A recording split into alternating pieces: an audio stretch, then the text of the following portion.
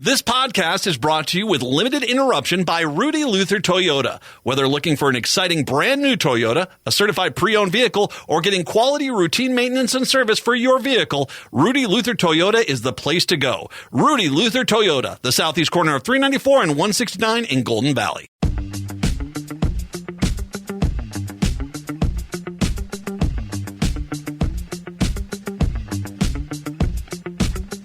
Broadcasting live on AM950, the progressive voice of Minnesota, in the evenings on WCPT 820 Chicago's Progressive Talk, and in the nighttime hours, 1150 AM KKNW in Seattle.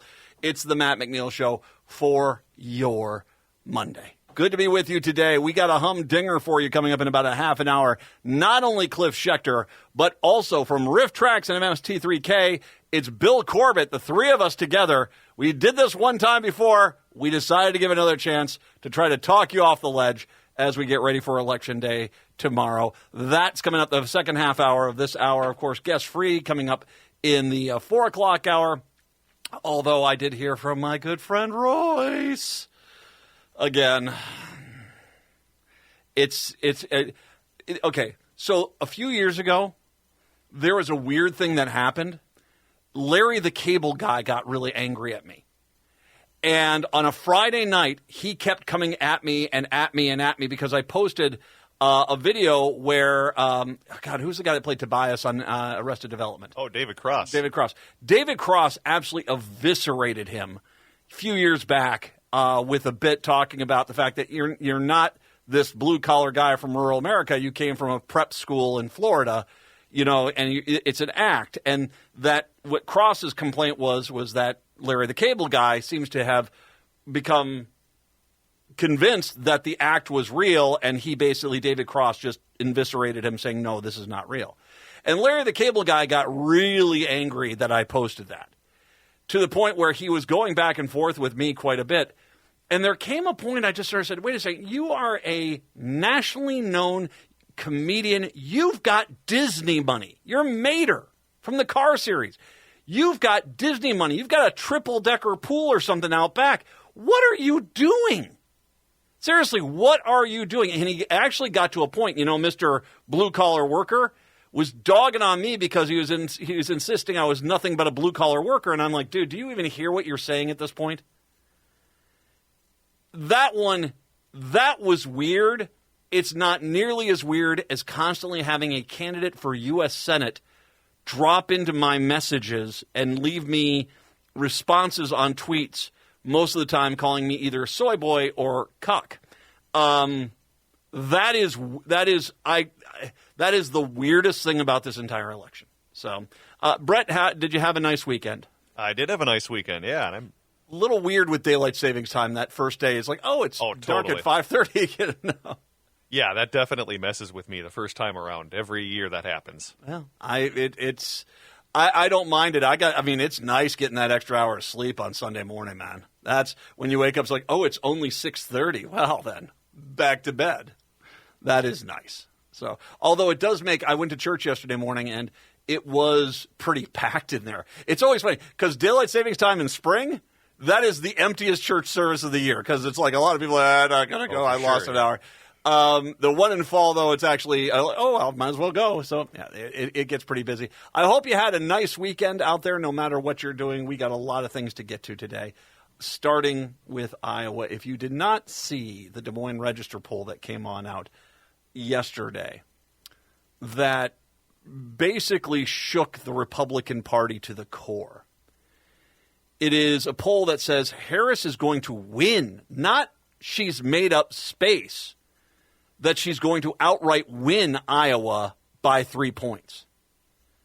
And now, the woman that does the polling, that has done this poll for the Des Moines Register, she's got a proprietary methodology which has been shockingly close to accurate.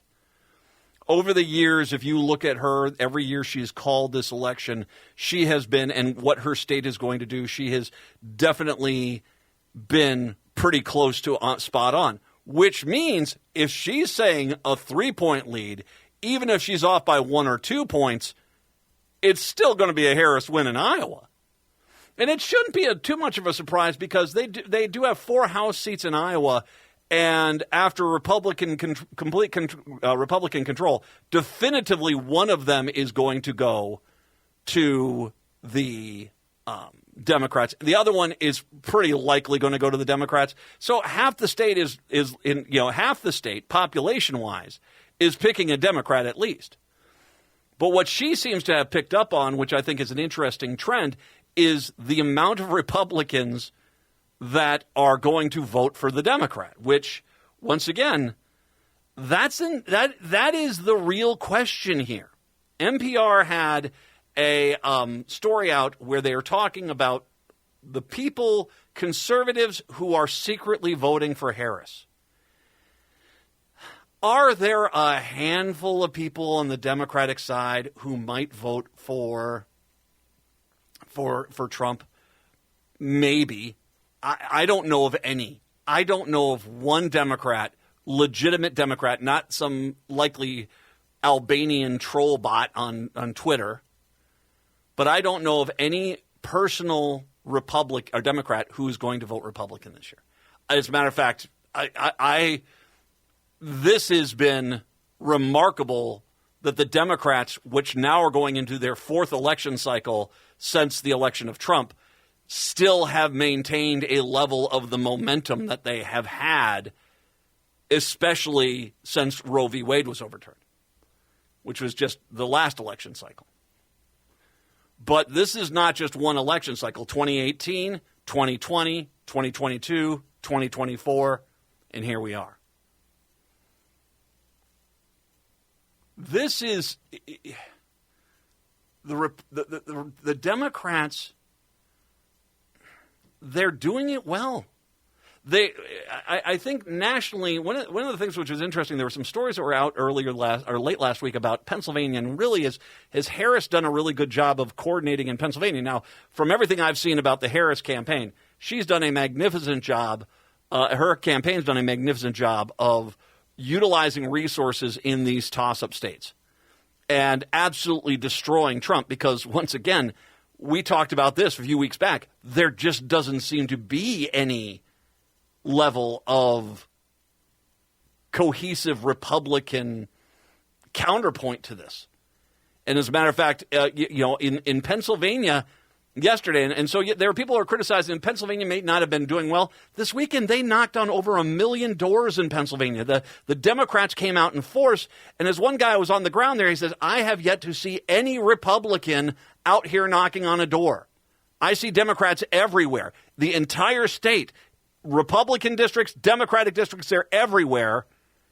I'm not seeing any Republicans knocking on any doors, even in the relatively safe Republican districts. The Harris campaign said Sunday more than 90,000 volunteers knocked on over 3 million doors across 7 battleground states during the election final weekend. The campaign sees hope in early voter turnout among key demographics, feels confident about their aggressive ground game, will pay dividends on Tuesday. There's definitely a lot of enthusiasm and momentum, but we're still the underdog here. We feel like we're going to keep doing every ounce of work here to make sure we're getting our vote out and we're persuading anyone that's open to hearing from us, an official said in a call to reporters. The campaign touted early voting numbers showing high turnout among young and black voters, coalitions they see key to Harris's path to victory. I will say this, women voters, just overall, I mean, she is, with white women, she is pretty much a 50-50 draw with Trump. But with every minority group, especially minority women, she's dominating. She's absolutely dominating. They also said that in the closing weeks of the race, undecided voters are breaking towards them. There's no place for in any battleground state that our organization isn't as fulsome as we believe it needs to be successful on election night. More than 75 million Americans have already voted in the 2024 race, including voters with the key swing states, according to early voting data from the University of Florida's election lab. Both campaigns have highlighted early vote data to project confidence in the final stretch, even as polling continues to show the two candidates locked in a razor-thin race. I don't think this is razor-thin. As a matter of fact, once again, one of the false arguments a lot of the pollsters are making is that every Republican vote is for Trump, and that's just not true. We know that's not true. Harris campaign officials cautioned against reading too much into the Des Moines Register's poll that showed the VP up by 3 points over former President Trump in the Hawkeye state. We're seeing that as a closing strong. I do not read that into any more than that, said a Harris official. The Harris campaign ramped up its legal operation ahead of November to counter any post-election challenges from the Trump campaign. A senior Harris campaign official said Sunday they fully anticipate that the Trump campaign is planning to challenge Tuesday's results. We just want to emphasize we're ready for it, and that we won't be surprised by it, and it won't be successful because of our institutions are strong. The official's comments came after Trump on a rally earlier on Sunday said he shouldn't have left the White House after losing the 2020 election. Also today, he said something about smacking Michelle Obama, which, okay, yeah, great, nice guy you guys got there. I've had to talk to a lot of people. I've had to talk a lot of people off the edge the last few days. And here's when people have said, well, why is this no different? Why is this different than 2016? In 2016, we thought here was Hillary Clinton, a very popular candidate within the Democratic Party. What happened? Well, I think a few things happened that caused this to go. First of all, let's talk about Trump was quite a bit of an unknown. And when you don't really have a political record, it's easy to sort of sit there and say, here's what I'm going to do. And no one really can challenge it. But today, we already know what Trump's going to do. As a matter of fact, one of the most cataclysmic mistakes he made during this campaign was when he thought he was going to win this by a mile in May, they started bragging about Project 2025, that's what they were going to do. And that's where I think Biden leaving the race obviously had a major impact, but this race really started to turn when they started getting cocky in May and early June talking about Project 2025. So we already know what Trump is all about. So that quantity is gone. I will say this. Hillary Clinton did not run a great campaign. There were plenty of places she should have visited, should have sent Tim Kaine to go visit. They just didn't. They took some places for granted, and it showed. That is not what Kamala Harris and Tim Walz are doing. They are wall-to-walling these states, and they're getting out there as much as they possibly can. I think as well, when you look at the election, we cannot get past James Comey, 2 weeks before the election saying, I think that we're looking into Hillary's emails playing into Trump's campaign, which for the 2 weeks, even though before the election, he came back and they found no validity for 2 weeks leading up to the campaign. It was Hillary's cheating, Hillary's lying, Hillary's got these emails. That played a part. And then also I think that there was this element and that doesn't exist time around. And then there was the element of the troll bots on social media, which back then I noticed is does anyone notice what seems to be these fake accounts out there pushing Trump? Today, those fake accounts don't have nearly the success that they did back in 2016. So there are some major differences. I think Harris is going to win. We'll take a break, come back. It's the Matt McNeil Show.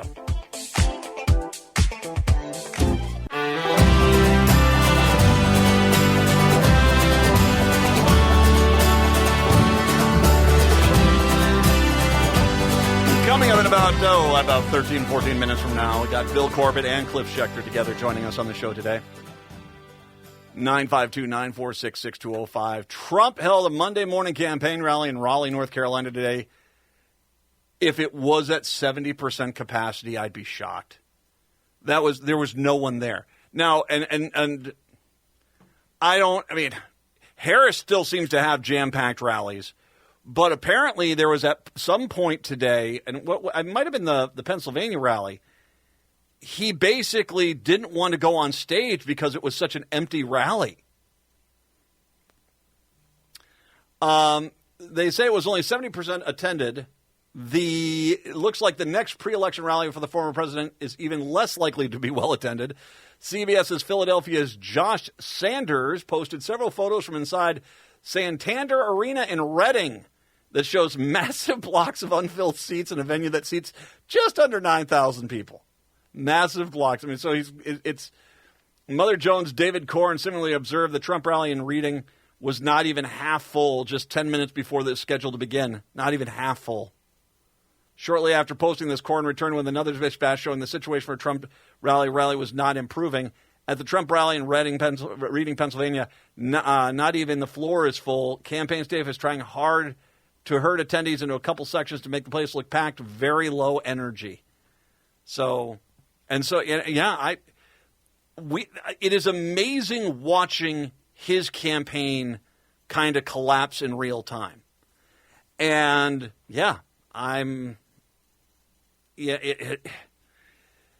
this isn't really rocket science. It really isn't. This is a lot to do with one thing and one thing only, and that is that they overturned Roe v. Wade. And they had convinced themselves. So funny story, and I'll talk more about this in the 4 o'clock hour. Funny story. Republicans on Saturday morning here in St. Paul, in the capital of Minnesota, decided to have a Maga rally. They got like 20 people. Saturday morning, it was gorgeous weather. Just gorgeous. They don't have their excuse of, well, I'm working for a living. No. They had the rally. It appeared that the Porta-Johns outnumbered the attendees, which is nice. I mean, if you're going to go, having your own personal Porta-John is, that's pretty solid there. It's a myth. They convince themselves of these things which are not true. And granted, they are done this way because Fox News and OAN and Newsmax fill their heads full of just this false reality that just doesn't exist. But they went out there and they overturned Roe v. Wade, and they didn't think that was going to be any consequence. And it's not only that, they still today, when you talk to a Republican in private, will tell you, yep, we're going to outlaw abortion for everyone across the country, and we're going to get rid of contraception and in vitro fertilization. Yep. And then someone says, hey, we heard that you said this. Well, I don't know. Abortion is a decided issue. But consistently, Republican after Republican, when they think they're in safe company, blabs the real story. This is why if you're in Illinois, you're in Washington, you are in Minnesota, you're anywhere you're listening to me right now, for goodness sakes, do not vote for the Republicans. They are not telling you the truth. They are also, and I want to make sure there's something that's not stated in this next story that I'm going to talk about here, which needs to be pointed out. Funds raised by abortion rights and anti-abortion groups to fight for these amendments that are going on in each of these states. Florida, Missouri, Arizona, Montana, Nevada, Colorado, Nebraska, South Dakota, and in Maryland. Now, in 2 states, there does seem to be an advantage to the Republicans. Nebraska, it seems to be a $10 million has been spent in Nebraska versus $6 million by the pro-abortion rights people. In South Dakota, it's $2 million for anti-abortion groups to $1 million in South Dakota, which is a lot of money for a state like South Dakota. There's just not many people there. Every other one, especially of the ones that we should pay attention to, Florida, the pro-abortion rights groups have spent $76 million there. Republicans have spent $10 million. As a matter of fact, their whole game plan was DeSantis down in Florida trying to threaten and strong-arm TV stations into not airing ads for the abortion group, which got knocked down. Missouri, $31 million by pro-abortion groups. Anti-abortion groups have spent $1 million. That's it. Arizona, $17 million for their abortion rights groups down there, versus $484,000 for the anti-abortion groups. Nevada, $9 million for abortion rights, $0 for anti-abortion rights. What is this? This is not 1 or 2 billionaires like Elon Musk propping Trump up, trying to say, he's a populist for the people. Now, pardon me while I go build another spaceship. Yeah. This is ma and pa donation sort of thing. They're just their grassroots campaign. You took away people's rights. And you look at the difference. They have got well over, just on this one issue, well over $100 million being spent nationally. On this one issue. Can you tell me one Republican issue that has generated even close to this much money? because you idiots sat there and said, when we get rid of Roe v. Wade, everybody's going to love us. What do you mean it was polling only at 17%? Not smart, man. Not smart.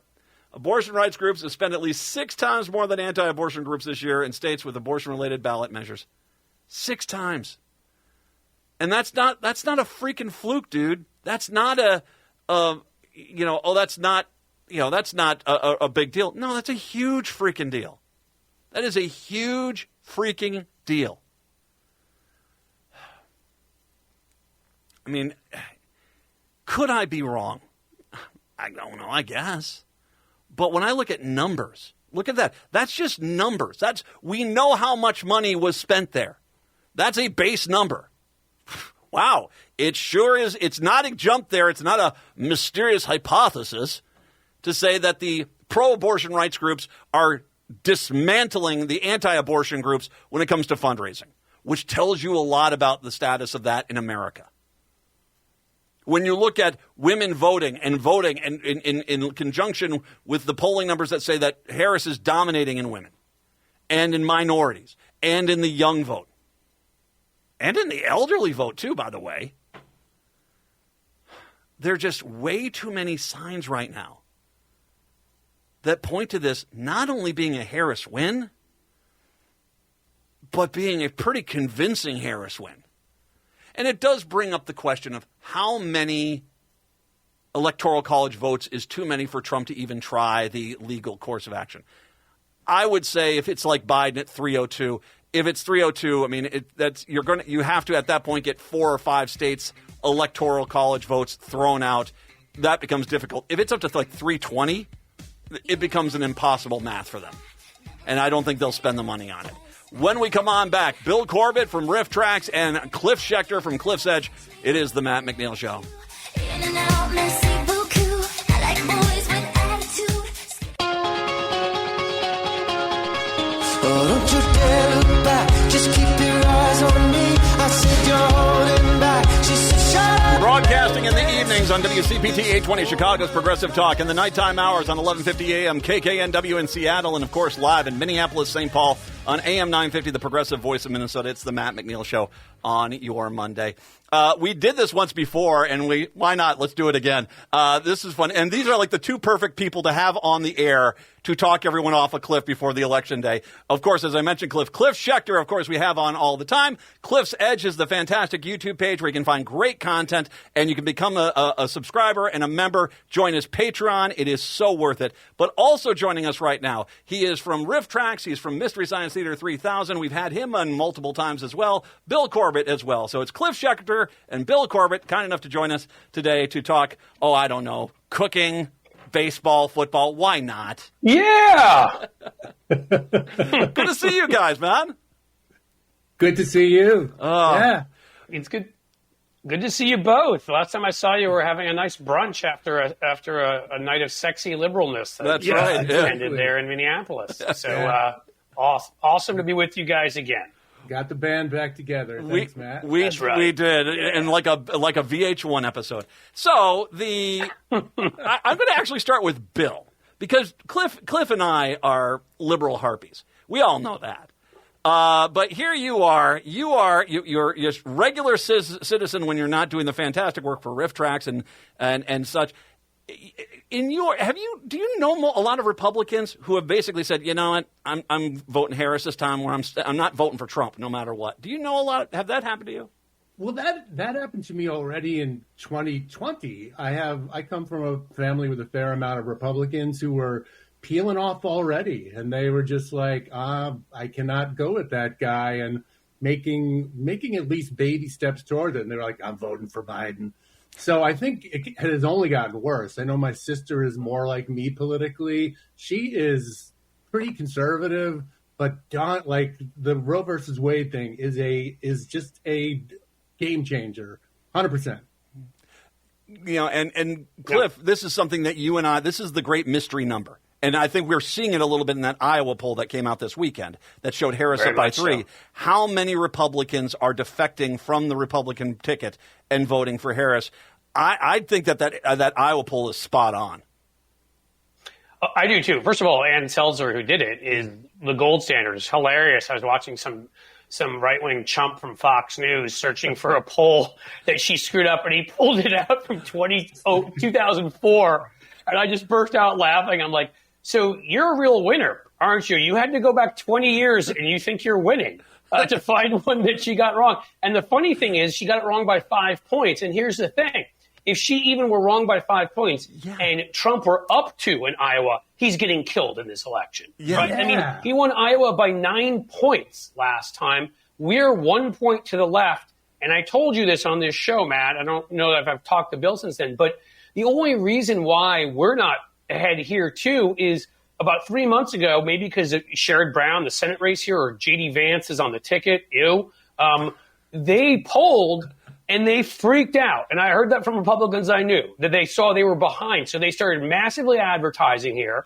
And the last poll that just came out here still only has them up 3 points. And they have no ground game here because all they got is Elon Musk hiring people and taking them in dangerous vans places and firing them. And I mean, so when you add, I don't want to talk too much, flow back to Bill, but my main point is, I think tomorrow we're going to beat them and beat them very handily because I think Iowa is right. I think the Kansas poll that had us only down 5 is right. I think the poll here that has us only down 3, and that's because they've advertised nonstop for 3 months, and we only responded with maybe 20% of the ads, is right.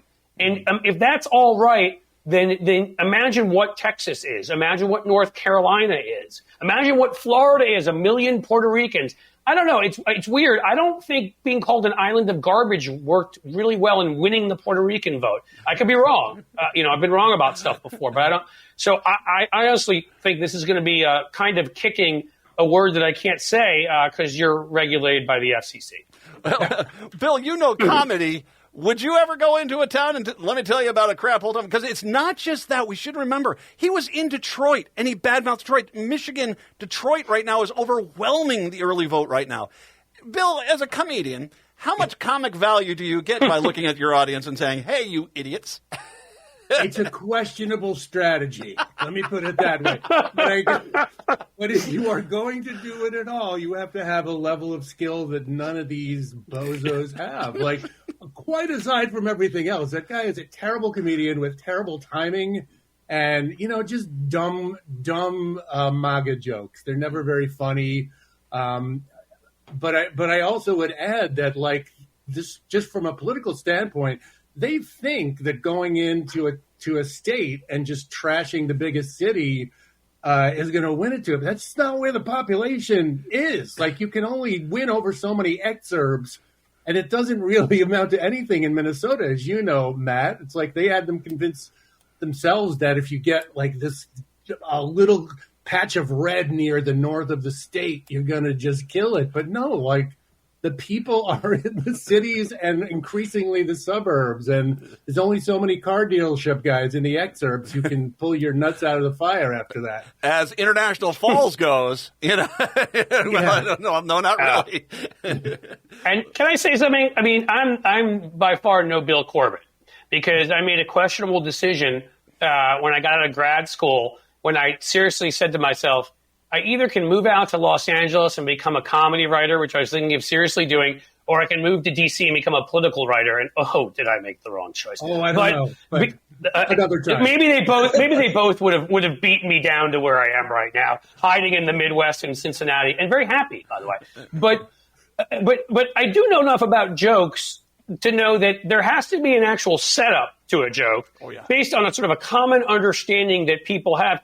And the punchline has to be sort of an exaggerated version of the truth. You can make racist jokes, and I don't, but you can make racist jokes that are at least stereotypical jokes that are funny. I personally think they're wrong, but okay, you can do that. But taking a random place and attaching it to a random horrible thing and thinking that's funny, like, ha, ha, ha, ha, you're from Minnesota. That smells like urine. And everybody's just like, what's the punchline? What's the connection? I don't get it. Like, there was nothing. It was just a racist insult. That's all it was. hiding behind, I'm a comedian. And, thank you to him for that, because nothing else was breaking through our crappy both sides media that refuses to tell people the truth. Well, Ricky Martin's 19 million Instagram followers and Bad Bunny's 45 million Instagram followers and J-Lo's 250 million and Mark Anthony's 13 million, and I could go on and on. They broke through. And that was, yes. Well, and I'll also say that the cherry on top is that it was some advisor of J.D. Vance, some cool, edgy MAGA kid who got that comedian the gig. And so it's bad choices just all the way down, giving them what they richly deserve. Robert Burrill, the comedian, was on my show, and he just said, it's lazy comedy. I mean, it was lazy comedy, and if you got a guy like that, it's never going to go well. Cliff, going back to something you said, I thought it was interesting because, of course, you're in Ohio, and I think it is the Vance thing. That must be it. I mean, the local Republican Party must have circled the wagons there and kind of trying to protect Vance, but they're not doing that anywhere else. I mean, they clearly had no strategy in Texas, in Florida, in North Carolina, in Iowa, Kansas, that they never put any thought on how we're going to save these states if they start going south on us. And, especially if there was no big Senate race there, I would say it could have been Vance, but it could have also been Sherrod Brown. There's no big Senate race in Kansas, for example, just the same way there is in Iowa. And so if there wasn't some other big race that they were polling, again, Donald Trump run the campaign the way he's run his businesses and his marriages, which is to say, he's an absentee landlord. Well, that's when he's not busy discriminating against people of color. But otherwise, he's an absentee landlord. He he doesn't pay attention. He doesn't care. He can't pay attention to anything for more than 3 seconds. So he hires a team of people that are just sycophants. And I mean, it's malpractice. You would have been looking at all these places. So what I find really interesting now are the states. I just saw one that had us only down by, it had Tester up by 4 in Montana. Yeah. And it had us down by 12. And again, if you do the math on that, Biden lost Montana by about 20. That would mean we're about 8 points closer in Montana. Well, when you start doing that math everywhere else, we only lost South Carolina by 11 points. Okay? We lost Missouri, I think, by about 14, 15. I mean, you start getting to a point where a lot of places become swing states and they don't even know because they haven't bothered to poll. Alaska, we only lost by 10. They haven't polled these places. Alaska is really close, actually. Alaska could go because it's what's happening there. Yeah, it's reversed in Alaska. In the cities, they generally vote Republicans. In the rural areas, they vote the Democrats. And the Democrats have picked up a lot of ground in Alaska. I mean, gosh, wouldn't that be bizarre? We're waiting for Alaska to come in and make the decision on this. Well, let's hope that Alaska is just part of the fun, huge, I'll say butt kicking now, so I don't that we give. I mean.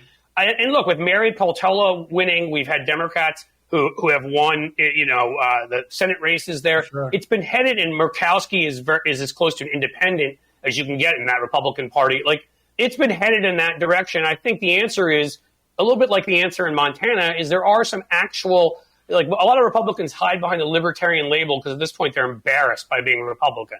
I think there's actual legitimate, and I know some libertarians in Montana and Alaska who are just all the development, right? The bay up in Alaska, I can't remember, they're destroying that pristine bay. And all these right-wingers bringing development and destroying areas where people fish and where people hunt. These are people that were Republicans, and they're angry. And they're real libertarians, and they've started voting Democratic. That's what I think it is. The North Carolina is going to be interesting. Now, Bill, you and I both know. We're on a porn website. I'm in the comments section. That's where the fun and games always are. Why did I get you and Mark Robinson, yeah? Exactly. When that story broke, especially all the Nazi stuff along with it, which it just even by just mentioning it quickly, it just doesn't even sound real.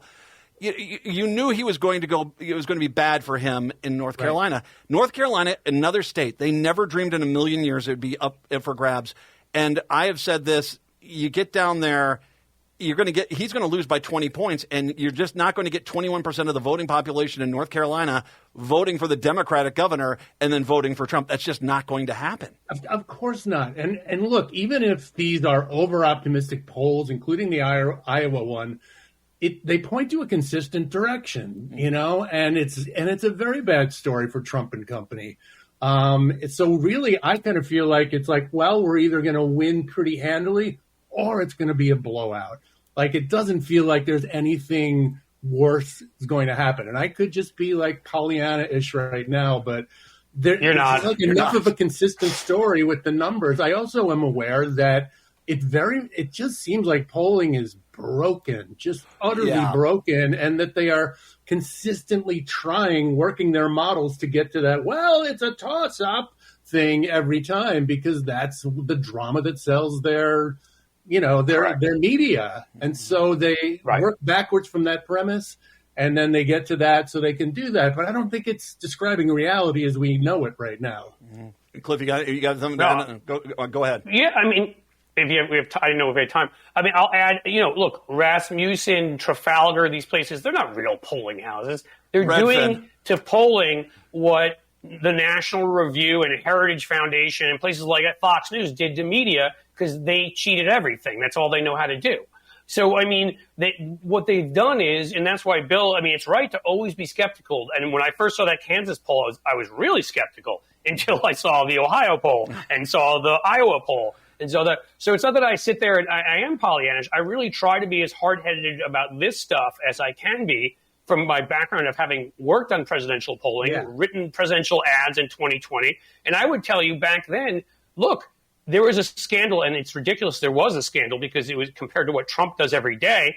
But our candidate, who's running for the Senate, a lot like John Edwards, it turned out, was a veteran. Everybody loved him, a trial lawyer, and then he had an affair with a fellow veteran's wife, and he dropped below. We, at that time, were up by about a point, okay, because I was seeing those polls in North Carolina. Joe Biden was. So if they had no idea that Joe Biden could win there, when that guy fell, Biden fell underneath, and we still only lost by a point. And Cooper still hung on. So if they had no idea, that's because they're incompetent. Guys, we had to take a quick little break. When we come on back, we're going to talk about the Utes, and then we're going to make a prediction about the Electoral College vote, okay? We'll try to do that. Bill Corbett from Riff Tracks and MST3K, and, of course, Cliff Schechter from Cliff's Edge over on YouTube. We'll take a break, come back. It's the Matt McNeil Show.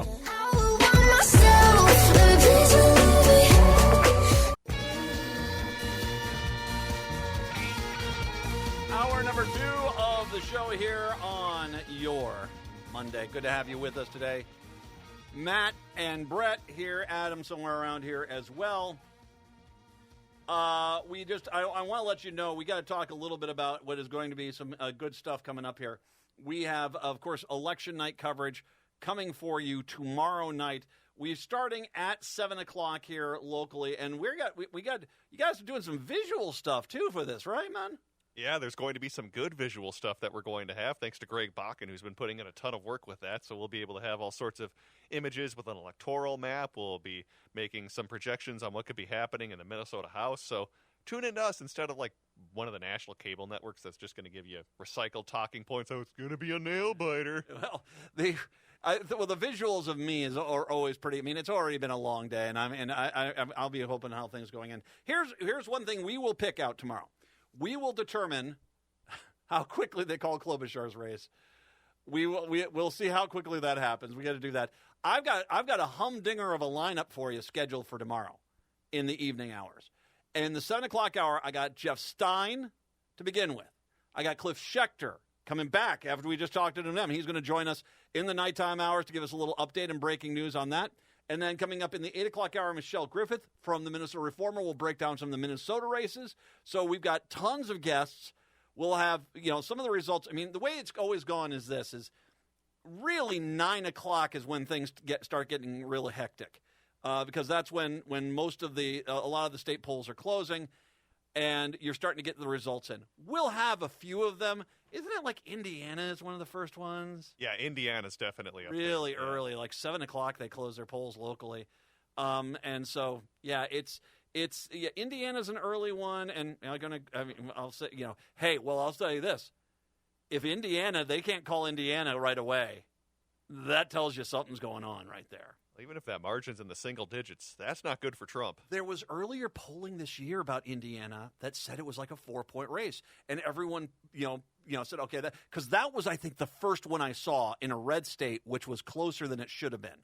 and everyone like, oh, okay, yeah, fine. You screwed up something there. But then came Kansas, and then came Florida, and then came North Carolina, and all these other states.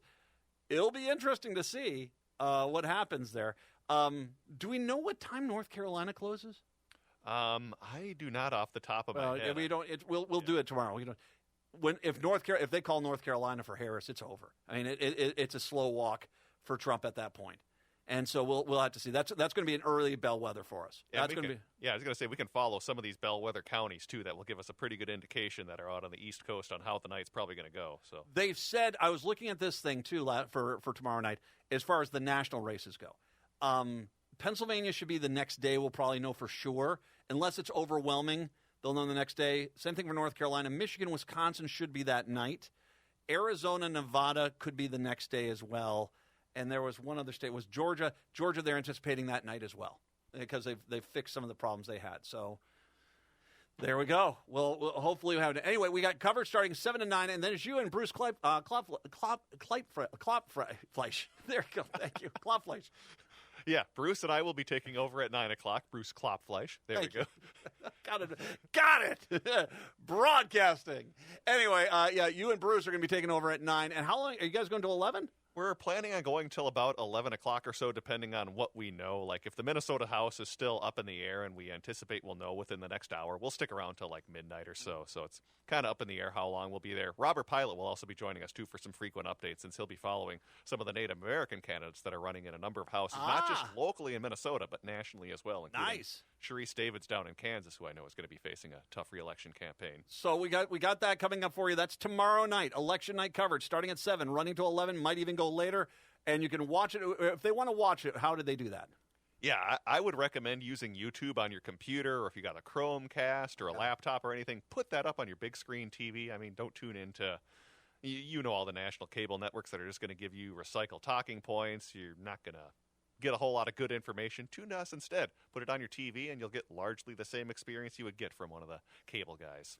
Then I will say this, coming up on Wednesday, Stein's going to join us again. We are going to obviously break down the election and all what we know. I mean, hopefully we'll know the results by then, and we'll talk about all sorts of things. That's coming up on Wednesday's version of the show. So tomorrow, I don't know. I'm just whistling, I guess. Because, I mean, it's just, at that point, it's over. We're just waiting. So it's good stuff. So AM950radio.com. Go over to the YouTube page. That's just AM950 on YouTube, right? Yeah, you can find AM950 Radio on YouTube. Otherwise, it's at AM950 Radio if you search for that on YouTube. If you don't like YouTube, you can do it on Facebook as well and put it up on your TV. I am dumping Twitter. I'm just letting everyone know. Twitter, the second that they've called this election, I'll wait to see what the legal, if there's any legal validation. But if there's no legal validation, this is over. So long, sayonara. You're going to miss some of those right-wing trolls that have constantly been on your page and keeping you company? It's coming up. I'll get to that here eventually here. So 952-946-6205, 952-946-6205. More than 1.1 million Minnesotans have cast their ballots before Election Day. Guilty as charged. Nearly double the previous record for a non-pandemic election. Secretary of State Steve Simon said on Monday the official count of 1,174,224 early votes is expected to grow because more than 150,000 absentee ballots sent out to voters have not yet been returned. Hennepin County, the state's most populous county, had accepted 307,934 absentee ballots as of Sunday. Simon hopes Minnesota is on track to once again lead the nation in voter turnout after Maine took the honor in 2022.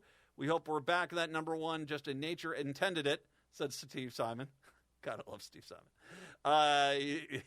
But honestly, a lot of other states have already upped their game. So far, Simon says the election cycle, he's meeting his goals of high turnout and low drama. He urged residents to try to remain calm and patient during the final stretch. Elections are supposed to be intense, Simon said. We just want to make sure the intensity is channeled in a positive direction. Simon said anyone with an absentee ballot who has not returned it could either drop it off before the 8 p.m. Tuesday deadline or to vote in person on Election Day. Voters who requested an absentee ballot will have that ballot voided if they instead choose to vote in person. Minnesota has more than 3.7 million registered voters, but anyone who is eligible can cast a ballot. They need to be a citizen, be 18 years old, have lived in Minnesota for 20 days, and not have their voting rights restricted for any reason. I want to I want to make sure we mention something that Steve Simon said the last time he was on the air with us. And that is that if you are in line to vote tomorrow and you get any harassment at all, that you are to go find your election official and get someone. They are not supposed to. I think it's been interesting. I've done every day. I've done this post on the fact that the Republican Party has really not embraced Royce White, their U.S. Senate candidate, and so I've had to pay attention to what's on their feeds, and they clearly are pushing this idea. They're not saying this per se, but it's clear, like, we need you at the polls to make sure shenanigans don't happen, that sort of thing. And I'm like, okay, you guys realize you can't talk to the voters. You can't say, let me see your paperwork, let me see your ID. They can't do that to you. As a matter of fact, a reminder, you can't wear political gear, and that goes for both sides of the aisle. You can't wear political gear into the polling place. You just can't, which blew my mind back in 2016, because there were multiple people in line with the Maga hats on, and I'm like, you guys shouldn't be allowing this to happen.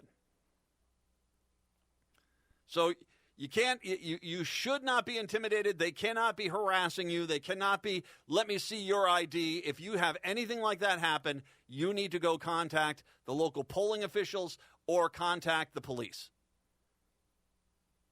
As I say that, in the midst of heated rhetoric and high stakes, law enforcement at all levels of government in Minnesota are poised to keep the peace and monitor activities at polling places for Tuesday's general election.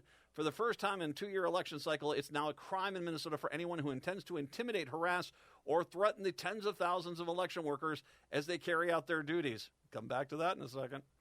Under the new law that went into effect last summer, violating the law could come with civil penalties up to a $1,000 fine for each offense. Every reasonable effort must be taken to allow a person the ability to cast their vote in accordance with the law, said Minneapolis Police Sergeant Garrett Parton, whose city has 143 polling precincts. Thanks to threats to election workers have dramatically increased across the country since the 2020 presidential election, when former President Trump's false claim of widespread voter fraud put a target on people who managed to run elections. In response, many states have passed similar laws as Minnesotans. As the legislation was making its way, becoming law, Secretary of State Steve Simon said he heard of troubling polling place behavior in all 87 Minnesota counties, among other reports. One election was followed to her car in the parking lot after hours by an angry voter, and the head of elections in one county was called repeatedly on their home phone over the weekend. Peter Bartz Gallagher, spokesperson for Simon, said our election security team does a lot of work making sure officials in the county and city level have all the resources they need, like law enforcement contacts, best practices for physical and cyber security. Minnesotans who have confidence, they should have confidence when they go vote that they will be safe from harassment, intimidation, or harm. On Friday, U.S. Attorney for Minnesota Andrew Lugar announced the Justice Department personnel will be available throughout Election Day to field questions and complaints related to possible violations of federal voting rights laws. As for complaints related to any disruptions at a polling place, Lugar added, those should be reported to the local election officials. Concerns about violence, threats of violence, or intimidation at a polling place should be reported immediately to local law enforcement. You can call 911 on that, he said. That's Lugar, the U.S. Attorney. In addition, he's the U.S. Attorney's Office spokeswoman Megan Gorman. We have 10 volunteer staff people from our office, civil attorneys and paralegals who will be observing Election Day activities. The observers will be in Minneapolis, elsewhere in Hennepin County, and in Ramsey County. They are among 6 Justice Department monitors who are scheduled to be posted in 86 locations in 27 states. So there you go. This is, I'm going to tell you, I think that there is going to be some level of intimidation. Why? Well, let me just go to Rochester, shall we? A man was arrested on Sunday at a polling location after police say he showed up intoxicated and then made threats to shoot people.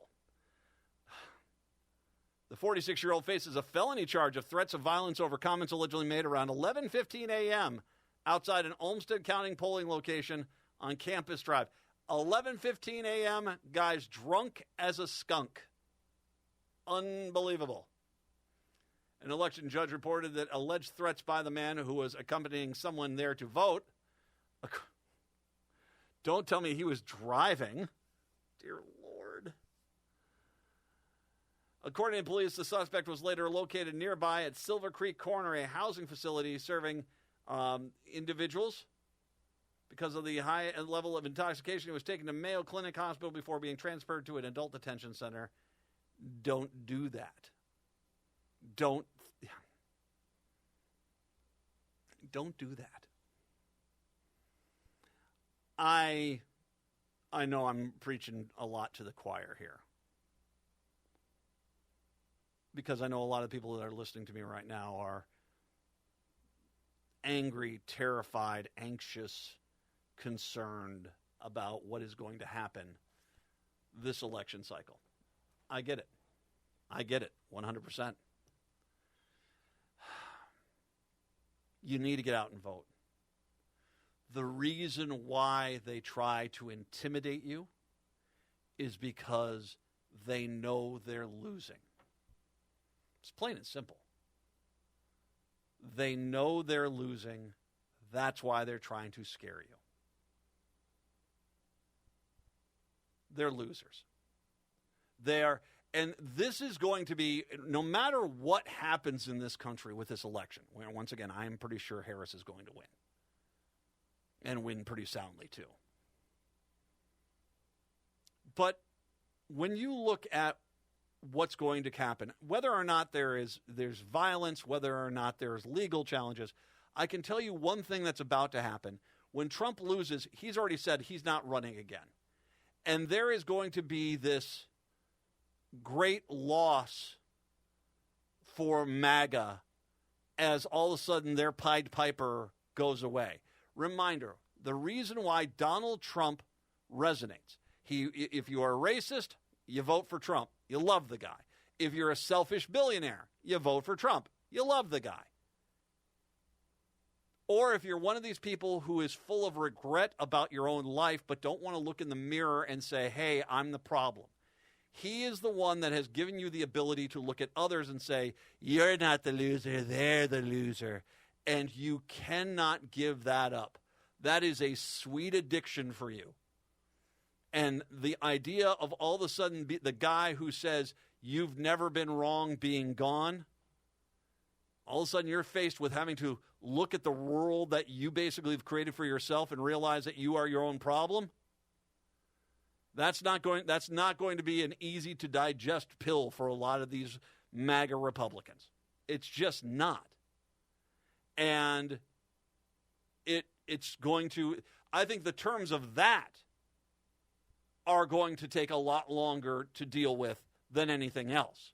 I think that Thanksgiving, Christmas, next year, there are still going to be people who are going to be clinging to this idea that they aren't the loser, that they're somehow the winner. They just don't have Trump out there, and Trump's going to bail on you guys in a heartbeat. My guess is he's going to be out of the country. After he loses, when it becomes clear that he's not going to be the president, and all of a sudden, not only do you have all these legal cases, because like I said, without a doubt in my mind, if Harris wins, the Supreme Court's going to come on out and say, hey, there's just a little clarification on whether or not you can hold a president accountable. Now it's a Democratic president, you can still hold them accountable. That's going to be my guess. And Trump is not only facing that, he's facing his civil cases. He has yet to even face any of the civil cases, the trials, of January 6th from the law enforcement that have sued him for basically jeopardizing their life. He hasn't even begun to face those. My guess is he packs up his stuff, he runs out of Mar-a-Lago, and he finds a flight, and he flies somewhere, probably not Russia, because I don't think he's that stupid to think that Putin won't turn on him in a heartbeat. Come look out the window at the balcony. Boy, oh boy, we up high, aren't we? Yes. Yeah. You know what happens there. But he'll find some country that is willing to say, you know what, we're going to let you stay here, and he'll live out his days there. Likely with a medical condition, which he clearly does have, that they have not, they've not released or given us details about, because he clearly is mentally incompetent. No, we have to be prepared for what's coming ahead. But the reality is everyone votes. Because just sitting back and waiting and hoping that the bad things don't happen, we've already learned that lesson. And I said this the day after the election in 2016, when I stayed up all night long looking at the ceiling, asking, what did this country just do? It will take 20 years to undo the damage of that one election. And so far, kicking ass and taking names. This looks like it's going to be the fourth election in a row where the Democrats resonate. But you cannot take your foot off the gas. I want everyone out there who's listening to me right now to contact everyone you know, whether that's on social media, call your mom, I don't care. Call everyone and make sure they're going to vote tomorrow. If they have not already voted, are you voting tomorrow? If they need help, give them the help they need. If they need a ride, get them to the freaking polls. We do not leave anything up for question. Speaking of which, Royce White. I'll tell you what, we'll come on back with that because Royce decided to get in touch with me once again. 952-946-6205, 952-946-6205. Take a break, come on back. It's the Matt McNeil Show here on your Monday. You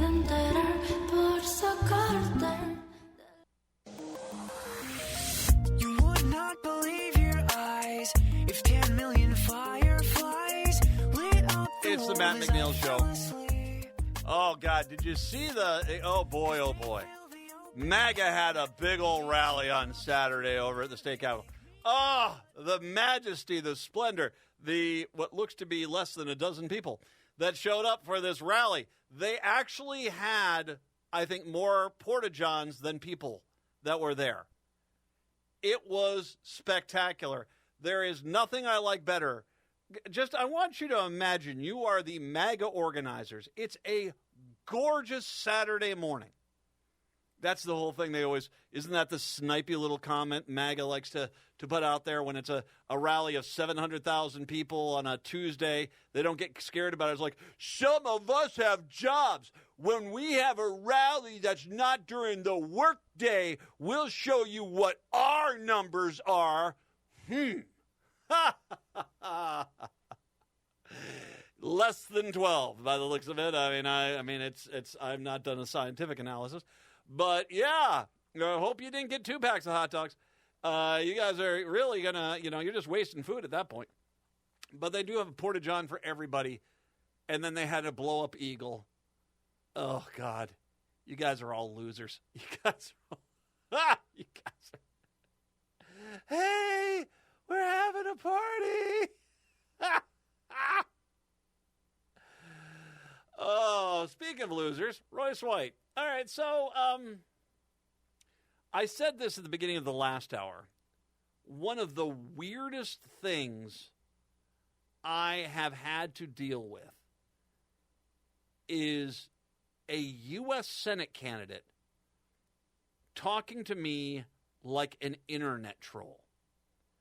I've never seen anything like it. And the comparison I made was to when Larry the Cable Guy got all upset with me because I posted the David Cross commentary where he basically ripped Larry the Cable Guy to shreds because he said, Larry, you're not actually this rural country guy. You came from a private school in Florida. And Larry the Cable Guy was furious at me. And I said at one point, I said, dude, you've got Disney money. What are you doing talking to me? I don't know. That was weird. But the consistent nature at Royce White, a U.S. Senate candidate, constantly coming out there and driving by and saying stuff like cuck to me, unbelievable. So today I posted the usual update, which will go away starting tomorrow. And this is how it reads today. It is 7:39 on 11/4. The Republican Party in Minnesota still has mentioned Royce White, their official U.S. Senate candidate, only twice around the debate on their Facebook, Twitter pages. For a long time, it was they hadn't mentioned him at all, but they did mention him twice right around the debate, and they have not mentioned him at all since then. The biggest wake-up call for them will be when they realize the percentage of Republicans who voted for Harris. That's what I vote. Which led to this. Royce White dropping into my timeline. Now, it doesn't look like he's going after me, at least. I think he's basically going after the Republican Party, which is interesting. You think that surprises us? Ha ha. We know we need to get rid of the Dick Cheney's cuck. So I'm presuming he's basically ripping on the Minnesota GOP. Hey, by the way, Minnesota GOP, good luck tomorrow. But it looks like their own U.S. Senate candidate,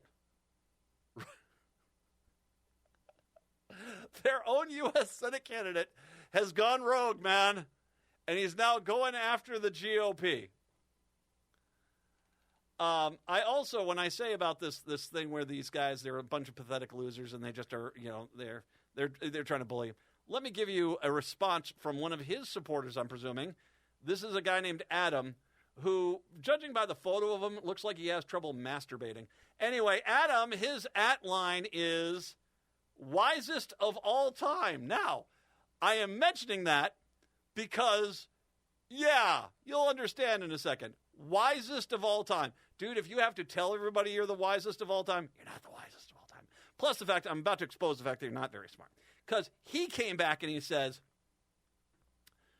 this is in response to Royce White about me. Want us to ratio this guy, Big Royce? Question mark. Or you want us to be polite and keep it professional? Question mark. Oh, wow. That sounds like a threat that you posted on social media for everyone to see. Wisest of all time. Let me alert the authorities now of Eden Prairie, Hennepin County, Hopkins. Wisest of all time is the guy you probably want to go find this guy. I imagine you could. If he's not some Albanian troll, which there's a legitimate chance he could be. You, Adam, not you, Adam, my producer, but Adam, this wisest of all time, you are an idiot. But I don't need to tell you, like I said, it seems like, you seem to have some issues. Let's just put it that way. I'm not afraid of these guys, and the reason why is he's dumb enough to post his threat on social media. You want us to go get him? What do you mean the police are here? You dumbasses. Oh, you guys are just precious. I do not think it's going to go well for you. Now, if I can say there's one thing that I'm questioning about what's going to happen tomorrow, I do wonder about the House and the Senate races in Minnesota, whether or not the Minnesota House will stay in the Senate. I think the Senate will stay. Ann Stewart Johnson is a great candidate. They went with the right candidate there. I think that she's got the best chance at winning, although she is being outspent in that Senate race by the uber-wealthy, multi-million, how many houses do you have, other candidate. But I also think it's going to be very interesting because if you look at any Republican in the secondary tier suburbs, so we're talking Minnetonka, Maple Grove, Woodbury, stuff like this, places where 10 years ago they would more than likely have voted for the Republican as opposed to the Democrat. Now, the tone of all of these candidates, in the Republican candidates in these secondary, we're not talking Chaska, we're not talking Watertown, we're not talking up on Marine on St. Croix. We're talking right around the Twin Cities metro. The amount of Republicans who are out like, I can't stand my own party. I'm against them the entire time. I'm really a moderate. I don't think that's going to work. I'll tell you what. Let me tell you why it shouldn't work when I do come on back. Because I just put out a new blog post, and I want everyone to go check that out. So I'll talk about that when I do return. 952-946-6205. 952-946-6205. Take a break on a Monday. It's your Matt McNeil Show on AM950. We get high and we're back down.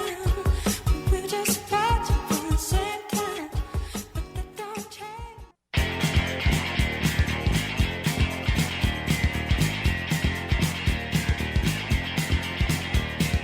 AM950, the progressive voice of Minnesota. It's the Matt McNeil Show. I'm excited, man. I'm feeling it. Oh, yes. Oh, yes. I'm excited, man. I feel like tomorrow. I mean, by the way, in case you missed it, I did get a chance to bring this up with Bill and Cliff. Apparently, Trump's rallies today, there's no one there. Like I said, no one is even showing up at his rallies. I think I did mention that last hour, but anyway. 952-946-6205. So if you have not voted already, I want to make an appeal to you.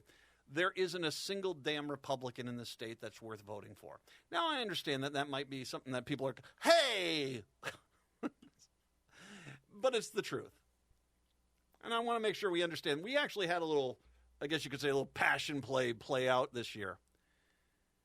Early this year, when Minnesota State Democratic Senator Nicole Mitchell had her issues. Now, in case you don't remember, she was caught allegedly breaking and entering into her parents' home because her father, who had deceased, had said that she was owed certain things, and the mother-in-law, which was not her biological mother, but his second marriage, had basically was saying no.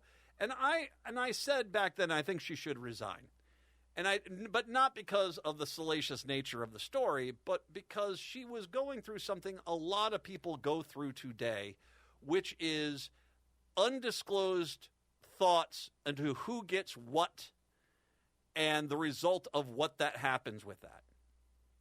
And the reality is that, frankly, there's a lot of people out there that go through this same thing.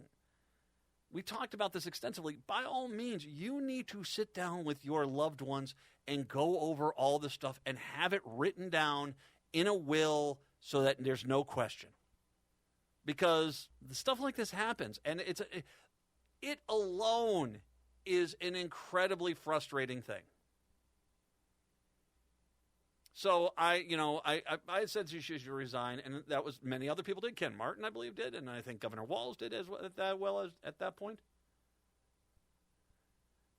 The truth is, the Republicans ran with this to smear every Democrat. Oh, every Democrat's horrible. Every Democrat bad.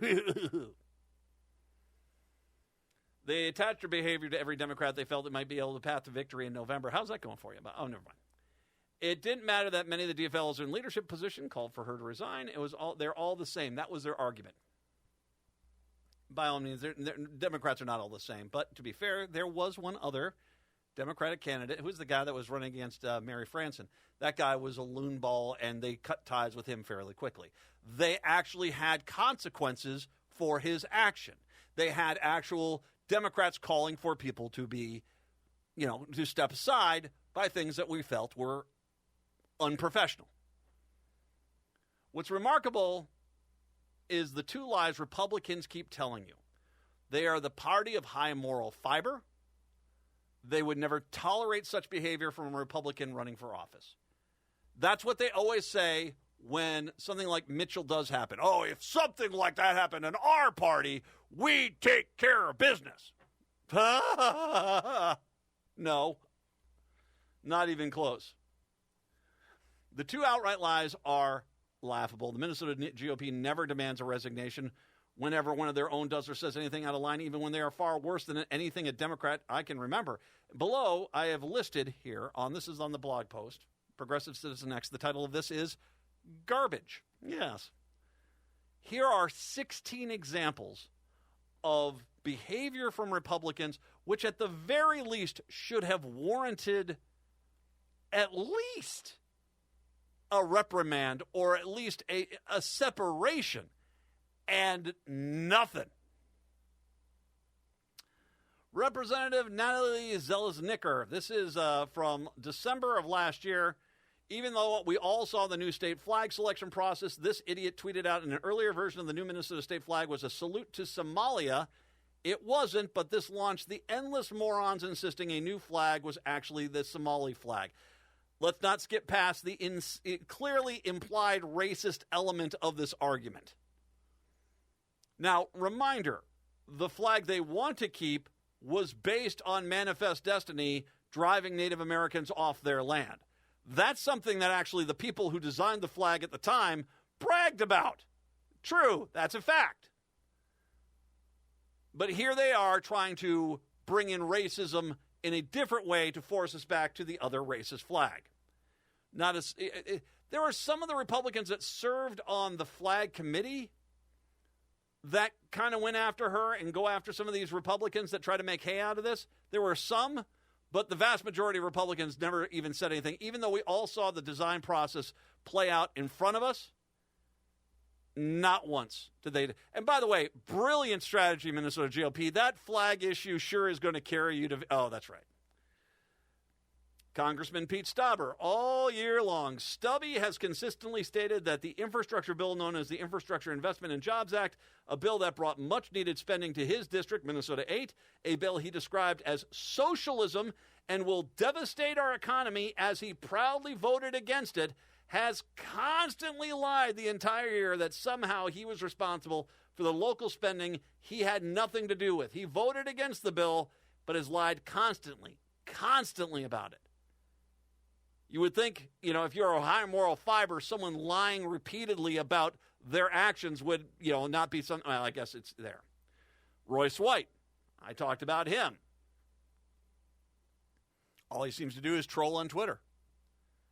And the Republican Party's mentality is just to ignore him as opposed to actually say it's an embarrassment that he was the candidate.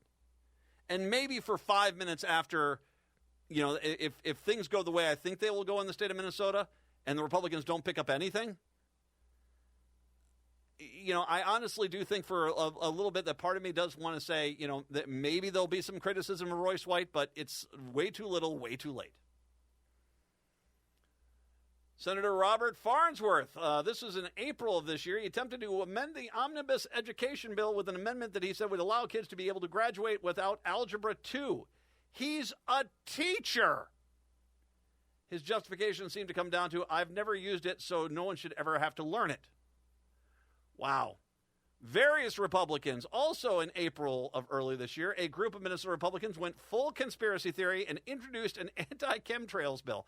The bill called for, catch this, county sheriffs to investigate citizen complaints about chemtrails. The planes that fly over their county. Okay.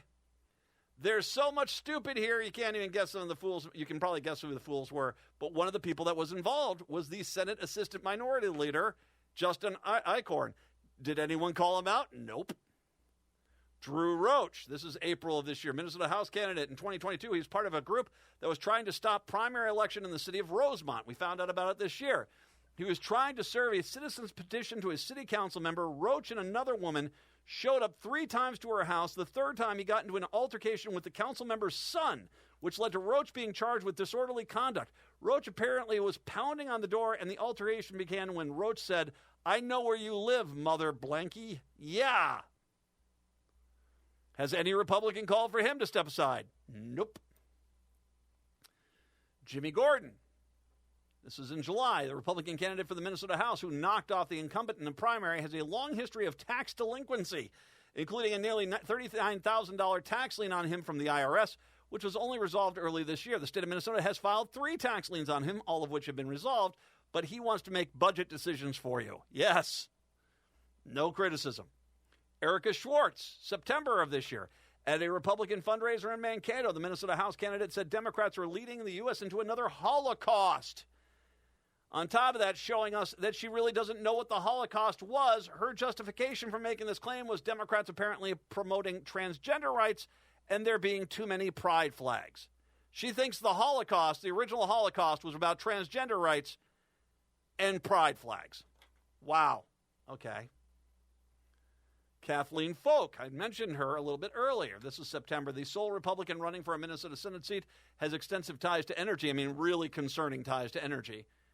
But it's her home ownership that has raised some eyebrows. Not only does she own 2 multi-million-dollar homes and 2 other Minneapolis homes, but the super wealthy candidate used the homestead property tax exemption on a Plymouth townhome she doesn't live in. It's fudgy legal, but as relative lives there, but it does raise some eyebrows as far as a multimillionaire claiming a tax break on a home she doesn't live in while her actual home is valued at $4.9 million. Yeah. Caleb Steffenhagen. This is from September. A story exposes the Minnesota GOP House candidate as having worked for the group that counseled members against same-sex attraction. When confronted about it, he justified his stance by insisting that the Bible tells him to think this way, and he promised he wouldn't influence votes. Sure. Here's the one that blows my mind. And I want to repeat this. Before I say this guy, because it's Dotseth, before I remind everyone what Jeff Dotseth did, not a single Republican has called for him to step aside. Not a single one. Not a single Republican has said this is too much. I want you to think about Nicole Mitchell, and I want you to think about what this guy did, allegedly. But there are sworn affidavits out against him. Now, Jeff Dotseth. It was revealed that the representative in 2008 was arrested and was prohibited from having contact with his ex-wife. In sworn affidavits against him, he allegedly mentally and physically abused his ex-wife and his stepson, allegedly kicked and punched their pet dog. He also allegedly said he would own slaves if it was legal today. The alleged abuse of his ex-wife included slapping, kicking, and choking. His stepson is still today scared of the man after the alleged abuse he endured, which was almost 20 years ago.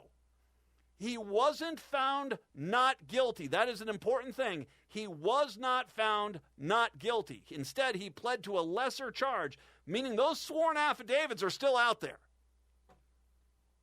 And not a single Republican, not a single one has called on him to step aside. Not a single one. Wow. And then there's Paul Novotny, who's also tied into this story. The representative was a police sergeant who responded to the 2008 domestic assault call on Dotseth. He knew what Dotseth had done. And yet he never said anything even when he became a representative.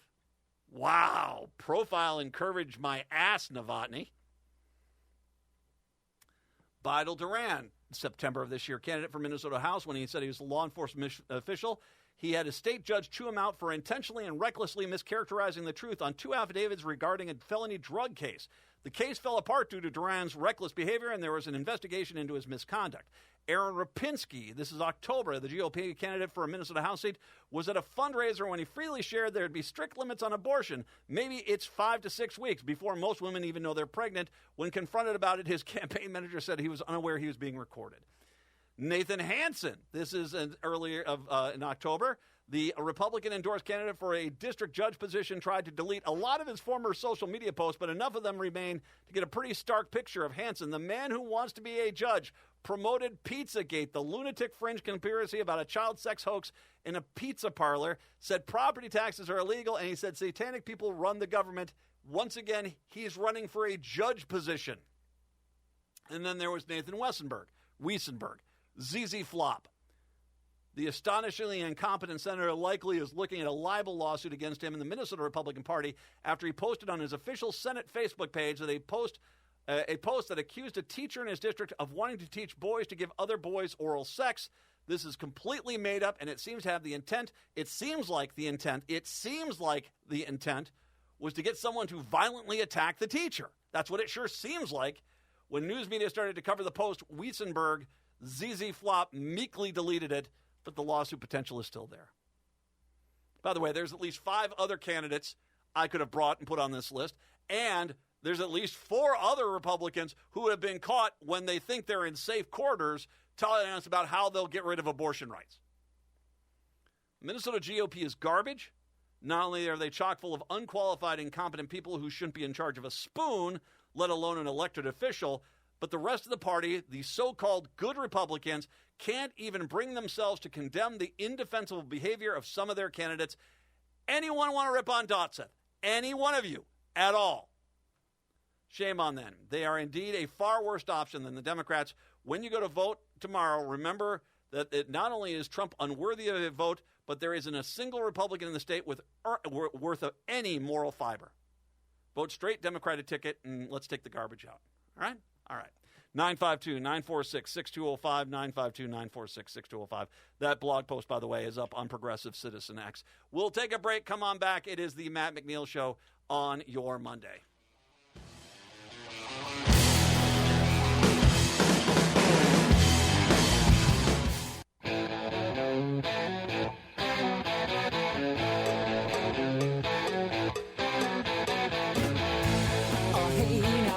AM950, the Progressive Voice of Minnesota. By the way, I'm playing from Rush here. I've got the the new 50th anniversary Rush T-shirts, man. Oh, God, I love that.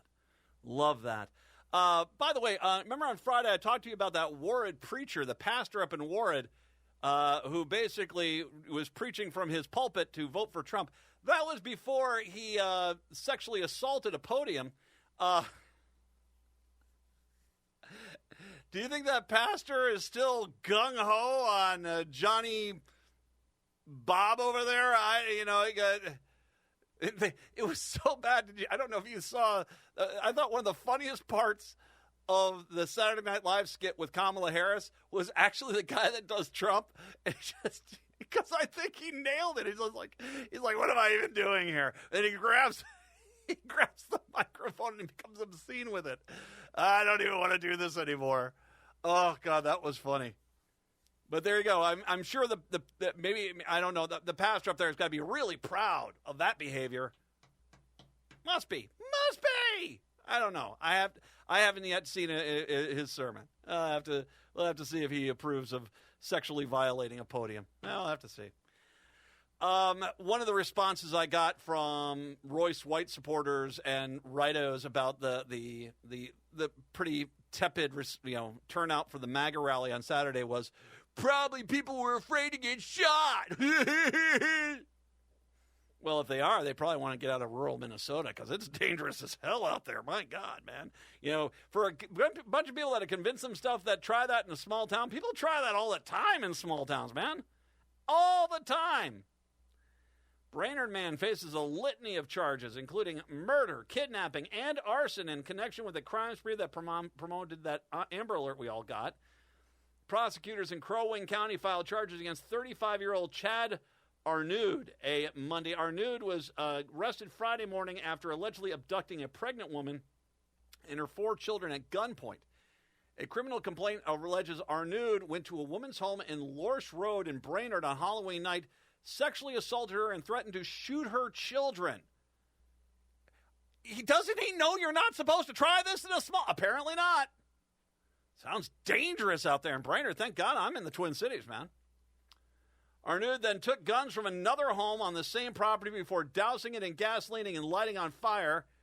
The woman told her children to run to a neighbor's house, which they did, and the neighbor then went to the woman's house to investigate. According to the complaint, Arnoud shot the neighbor, whom authorities identified as 62-year-old Lion Maskey. Maskey died at the scene. Doesn't he know that that's not supposed to happen in a small town? Well, I guess so. Authorities allege that after the shooting, Arnoud forced the woman into a van with threats of violence, then drove to the neighbor's house and abducted the 4 kids as well. On Friday morning, authorities issued the Amber Alert for Arnoud and his alleged victims around 7:20 a.m. He was found and arrested near Little Falls. The woman had injuries consistent with having been physically assaulted. Authorities said they found 13 stolen guns in Arnoud's car. Now, thanks, Republicans. Jesus. In an interview with law enforcement, Arnoud said he accidentally shot Maskey and intentionally burned the house down. The complaint states that he also admitted to abducting the women and the children, according to the complaint. Yeah, he is a 20-time loser. But once again, I want to make sure we say, every day we have stories like this out of small-town Minnesota as they sit there and say, sure it's dangerous in the cities. Not like it is out by you guys, man. You guys, man, it's cray-cray out there, man. You guys got a big lie you keep telling yourself that somehow you're safer than we are in the cities. I'll take Minneapolis, St. Paul, and the metro area any day, man. Any freaking day. Native Roots Radio is up next. You have a good one. We are back for Election Day fun tomorrow. Until then, see ya.